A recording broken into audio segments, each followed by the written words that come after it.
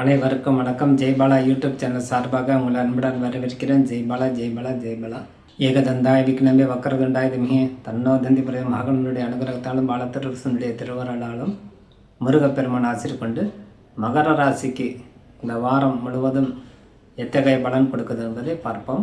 28/12/2025 முதல் 3/1/2026 வரை இந்த வார ராசி பலன் எப்படி அமைது மகர ராசிக்குன்னு பார்ப்போம். உங்கள் ராசிநாதன் 2ஆம் இடத்துல இருப்பது 7 சனி காலம். உங்கள் ராசிக்கு 12ஆம் இடத்துல நிறைய 5 கிரகம் கூடியிருப்பது, உங்கள் ராசிக்கு 4ஆம் அதிபதி செல்லக்கூடிய செவ்வாய், 5ஆம் அதிபதி செல்லக்கூடிய சுக்கிரன் அனைத்தும் பலவீனமாக இருப்பதால் சற்று நிதானமாக கவனமாக செயல்பட்டு வர்றது சிறந்ததாகவே அமையும். குரு பகவானுடைய அனுகிரகமும் கிடையாது. உங்கள் ராசிக்கு 2ஆம் இடத்துல சனியை பார்க்கும்போது அந்த கிரகத்தால் காரகத்துவ வழியால் உங்கள் முன்னோர்களுடைய தோஷத்தை நிவர்த்தி செய்து கொள்வது, முன்னோர்களுடைய பிரார்த்தனை செய்து கொள்வது சிறந்ததாக அமையும் இந்த வாரம். ஆகவே ஏதேனும் இந்த பசுமாடுக்கு ஏதேனும் உணவு அளிப்பது கால சிறந்ததாக அமையும். சம்பரக்ஷணா அப்படின்னு சொல்லுவோம், அதாவது பசு தொழுகை மாடு அப்படின்னு சொல்லுவோம். அது யாராவது வளர்க்குறாங்கன்னா உங்களால் முடிஞ்ச ஒரு 10 கிலோ தவிடு புண்ணாக்கு கொண்டு போய் அந்த போய் செலுத்தலாம். காசு பணம் கொடுப்பதுங்கிறது எல்லாரும் இந்த காலத்தில் வைத்து கொண்டு இருக்கிறார்கள். அது மட்டும் அல்லாது தவறான செயல். அந்த ஜீவனுக்கு நீங்கள் செய்கிற பணிவிடை அப்படின்னா அந்த ஜீவன் என்ன சாப்பிடுமோ அந்த உணவு வகை நீங்கள் வாங்கி கொடுக்கணும். அது கெட்டு போகிறது. அந்த மாடு தான் சாப்பிடணும். தவிடு வாங்கி கொடுத்தாலும் புண்ணாக்கு வாங்கி கொடுத்தாலும் மற்ற உபகரணங்கள் பசுக்கு போடக்கூடிய வகையில் இருக்கக்கூடிய அனைத்து வகையும் நீங்கள் கொடுக்கும்போது அது பசுமாட்டுக்கே போய் சேரும். ஆகவே நீங்கள் ஒரே நாளில் அமாவாசைக்கு மட்டும் அகத்திக்கீரை கொடுத்தோன்னா பிரயோஜனம் இல்லை. ஒரே நாளில் வெல்லம் வச்சு அரிசி வச்சு கொடுத்தாலும் பிரயோஜனம். அதனால் வழிபாடு சவரணம் செய்யணும்.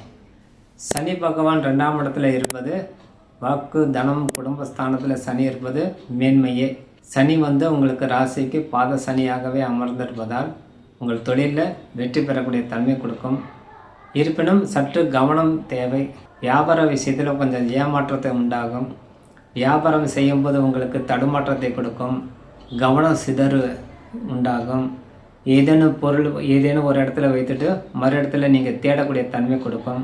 இத்தனை கவன சிதர்வு ஏற்படக்கூடிய வாய்ப்பு உங்களுக்கு கொடுக்கும்.